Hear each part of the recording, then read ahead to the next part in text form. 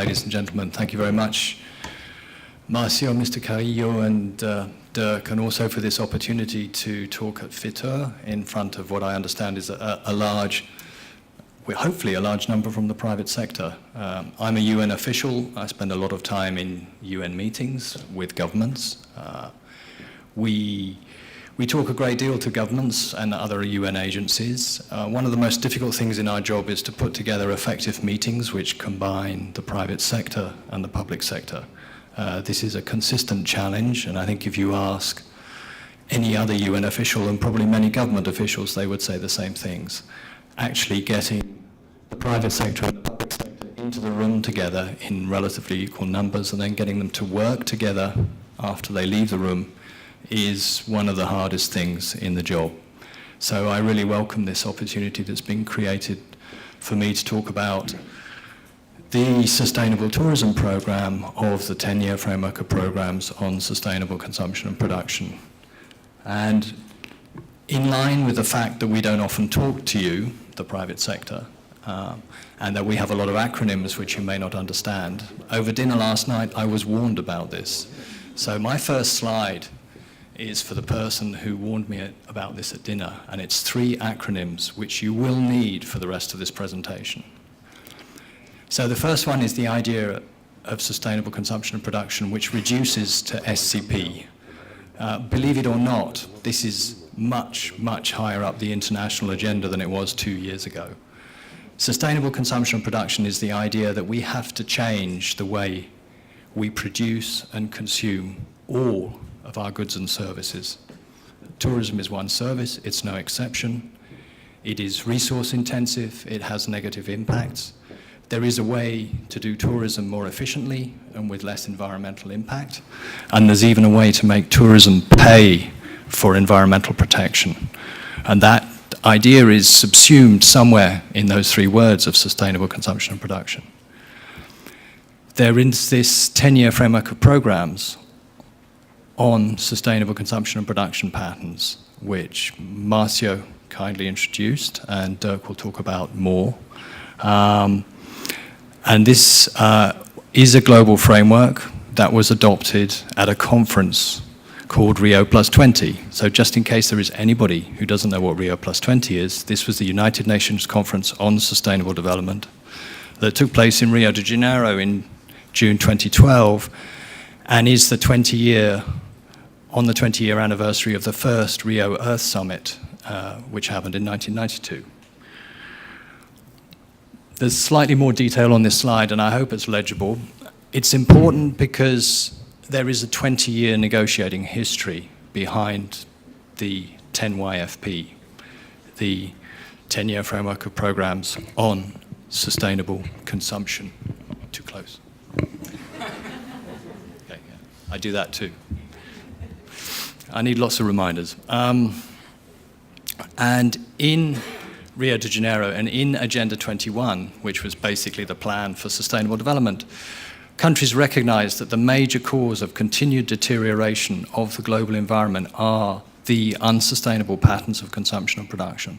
So that recognition was there. It's not a cause, it is the major cause. They understood the job, or they understood the challenge at least, back in Rio de Janeiro. The World Summit on Sustainable Development was the 10-year follow-up to the original Rio. It took place in Johannesburg, and there they recognized that sustainable consumption and production is one of 3 overarching objectives of and essential requirements for sustainable development. That was in 2002. They did not decide what to do about that. Still, 10 years later, there was no idea. What they did say in Johannesburg was they encouraged countries to develop a 10-year framework of programs on sustainable consumption and production. So that was the first time the idea of this framework emerged. There was a process called the Marrakesh process, which was an informal multi-stakeholder process, which ran from 2003 to 2013, so 8 years, engaging governments, the private sector, NGOs, experts on SCP. And it had 5 task forces, one of which was the International Task Force on Sustainable Tourism, which was led by the French government. And that crafted building blocks for this 10-year framework of programs. A slight aside, the 10-year framework of programs was actually negotiated at CSD 18 and 19 in 2010 and 2011. That's the Commission on Sustainable Development.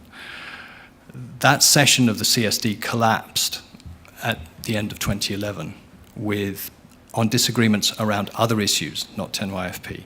There was a clean text on 10YFP. By dint of a great deal of effort, it's not that easy in the UN system. We took that same text to Rio +20, where it was formally adopted by heads of state, all heads of state. It is a universal agreement that was adopted at that UN conference. The challenge we have now is in the 10 years of the 10YFP, and we're 2 years into it, is to implement it. These are the 4 basic objectives of the 10-year framework of programs on sustainable consumption and production patterns. Accelerate the shift towards SCP in all countries. Marcio was correct to emphasize the universal nature of this agenda. It's not just for developing countries, it's for developed and developing. And there is words in the text which talk about the leadership required from developed countries, which is an extremely important part about this. And this framework is to support regional and national policies and initiatives which help make the shift to SCP patterns. So whilst it's a global framework, it's about action on the ground. Its core objectives are in the top right-hand corner. Increase resource efficiency and decouple economic growth from environmental degradation, creating decent jobs and contributing to poverty eradication. This relates a little to what Mr. Carrillo said. He said, you cannot grow an unsustainable sector. That is true, not just of tourism, but any other sector. And that is, the recognition is in that box, that you have to decouple economic growth from the negative environmental and social impacts it sometimes has. And that is the core task of the 10YFP. In the bottom left-hand corner is the North-South collaboration element. It is designed to support capacity building and facilitate access to financial and technical assistance for developing countries and economies in transition. There wasn't enough room to fit that in. To implement, and I say that word again, implement, not talk about sustainable consumption and production. And the 10YFP will serve as an information and knowledge sharing platform on SCP to enable all stakeholders to exchange policies, tools, initiatives, and best practices on SCP. These are the 6 programs that are now in the 10YFP. 5 were approved at Rio +20 and 1 has been added subsequently. The 4 programs which are launched are on sustainable public procurement, on sustainable tourism, including ecotourism, on sustainable lifestyles and education, and on consumer information. The 2 still to be launched are sustainable buildings and construction, which was the last of the 5 to be approved at Rio, and the new one on sustainable food systems, which was established in March 2014, following a request from 4 different governments around the world. Now, Dirk, I'm sure there will be a lot still for you to say. I have 2 slides here on the Sustainable Tourism Programme, but I just want to make a couple of emphases from a UNEP perspective on this, because we're very excited about this Sustainable Tourism Programme because of its governance structure. Every programme has 3 or 4 leads and co-leads. In the case of the Sustainable Tourism Programme, it's led by the UNWTO. In the co-lead positions, you have the Ministry of Environment of France, the Ministries of Tourism of Morocco and Korea. So you have three national governments, a UN institution. You very importantly have a mix of Environment Ministry and Tourism Ministry, which is the dual expertise you need. So that's, from our perspective, that's an excellent configuration for leadership. And then you have a multi-stakeholder advisory committee, which is supposed to be both the driving force and, in a sense, the parliament of these programs, which is comprised of 22 further institutions. there are an additional 80 partners, but among the Multi-Stakeholder Advisory Committee, which again was what Marcia was talking about yesterday briefly and met, you have, for example, the governments of South Korea, South Africa, Croatia, Cape Verde, Philippines, Germany, Chile, and India. In addition to UNEP as one of the members of the MAC, you have the OECD, you have the South Pacific Tourism Organization, and you have RETOSA from Southern Africa. And among the NGOs, you have a selection, including, NGOs and Business Association, you have a selection, and you also have one large travel company, TUI. So you have the World Travel and Tourism Council, you have Sustainable Travel International, you have Fair Trade Tourism from Southern Africa, you have the Global Sustainable Tourism Council. So you have a group of very capable actors who also have networks on the ground, a factor which is vital for implementation. These are the program areas. I'm not going to go into them into detail because I believe that Dirk will, but I just want to say there are 4 areas within the program. One is about integrating SCP into tourism policies. That's the first one. One is about collaboration among stakeholders to improve the tourism sector's SCP performance. This is the really private sector-oriented element. So what is the support and collaboration the private sector needs to do tourism more efficiently with less negative impacts? The third is a very technical one about fostering the application of guidelines, technical solutions to do precisely that, to make it more efficient and with fewer negative impacts. And again, item 3 has got a large element of collaboration with the private sector in it. And the last one is enhancing sustainable tourism investment and financing. And this is putting together the idea there are an increasing number of investors who are interested in sustainable tourism and are looking for opportunities to invest in that kind of tourism. They can't find the enterprises who want to do it. So in some sense, this program should help to put those 2 groups of actors together. We have a global SCP clearinghouse in the TEMOFP. It's our web platform. That's the address on it. This is the virtual net of the whole program. And it's, in the first case, it's a net for us to try and find partners. At the moment, it has 2,000 registered members and 1,000 organizations have signed up. It includes examples of 700 initiatives, SCP initiatives around the world, many of them on sustainable tourism, and some of them of which are really truly excellent examples of best practice. It has a resource persons directory of 400 plus, so people who can help in the program areas. And the idea is that by bringing these people together, we will scale up action for SCP.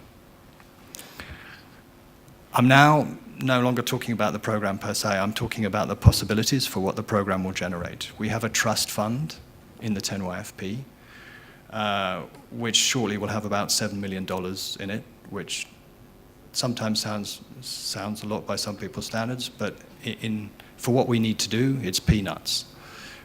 We need much larger projects on a larger scale and larger sums of money. So we in the TEMOFP Secretariat believe that the way to go is to develop flagship projects, and for the programs to do that using the resources that they have in their MACs and their leadership. And this is an example of a project which, though we haven't got the money for it yet, has been about a year in the making. It's for the Caribbean. We're talking to a very large donor about it.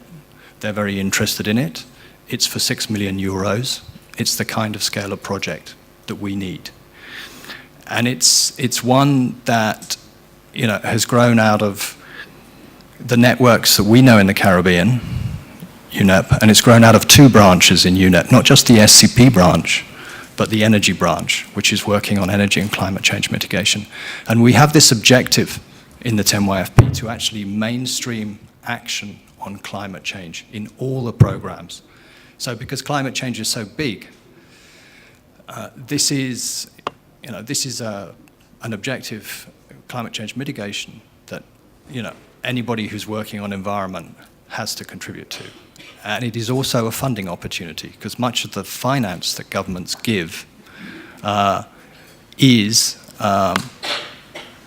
basically for climate change action. And we've just received 3 million euros from one government's climate change fund. So it works. If you blend these things, SCP and climate change, you can attract finance. So this is the details of the project in just 3 slides to give you an idea of what this program could put together and then implement. So the Caribbean economy, this is focused on infrastructure, and it was mentioned before that hotels are good, but there's a lot of other infrastructure that's involved in tourism. So this focuses on airport infrastructure, transport, and hotels. It focuses on the Caribbean, which is highly dependent on tourism and benefits greatly from it, and you have the figures there. It ranges from 20 to 63% of the national GDP of those island states and accounts for between 23 and 55% of employment. So it's absolutely vital in social and economic terms. However, the hotel sector accounts for over 3 million tons, just the hotels, never mind the air travel. Just the hotels account for 3 million tons of CO2 emissions per annum from 2,300 hotels, sorry, not just the hotel sector, and transport and infrastructure. So those 3 together give those emissions. 70% of the Caribbean hotel industry's consumption comes from only 3 products: air conditioners, lighting, refrigeration. And there are a lot more energy efficient products out there than those ones that we have today. We've calculated in this project that with readily available technology and with appropriate investment, these are the potential savings that just this part of the Caribbean economy could make. It could save electricity equivalent to the output of 8 power plants. That's on a continuous basis. It could save $700 million a year on electricity bills. This would increase the profitability of the sector. It would greatly increase the balance of payments of those islands and improve the economic and social situation in those countries. It would reduce CO2 emissions by 3.1 million tons, which is equivalent to 1.7 million passenger cars on the road. That's an annual figure. And here are some of the other impacts of doing this, of transitioning the tourism sector to energy efficiency. It would improve the tourist stay with modernized technologies, providing increased services. It would free power generation capacity for other forms of development. It would reduce CO2 emissions and mitigate climate change. And very importantly for the private sector, it would decrease electricity expenditure and increase profitability. What makes this project, which is a relatively, still by Development Cooperation standards, a relatively small one, is it's focused on policy. Meanwhile, elsewhere, there is a financial mechanism called the Caribbean Investment Facility. That has 140 million euros in it. One of the purposes of that facility is to reduce fossil fuel dependency in the Caribbean. So what you can do with a project like this is link a policy project with a blending mechanism which has the finance in it to provide basically very soft loans for the necessary upgrade that you need in the infrastructure. So there's a real synergy here with something that sits completely outside the 10YFP, but also gives you the other thing that you really need for SCP, which is finance. And that is the kind of thing that we think that the Sustainable Tourism Programme and the other programs of the 10YFP will generate. We hope so, but it will only do that if we have not just the engagement of governments and institutions like UN, WTO and UNEP, but if we have the engagement of you, the private sector.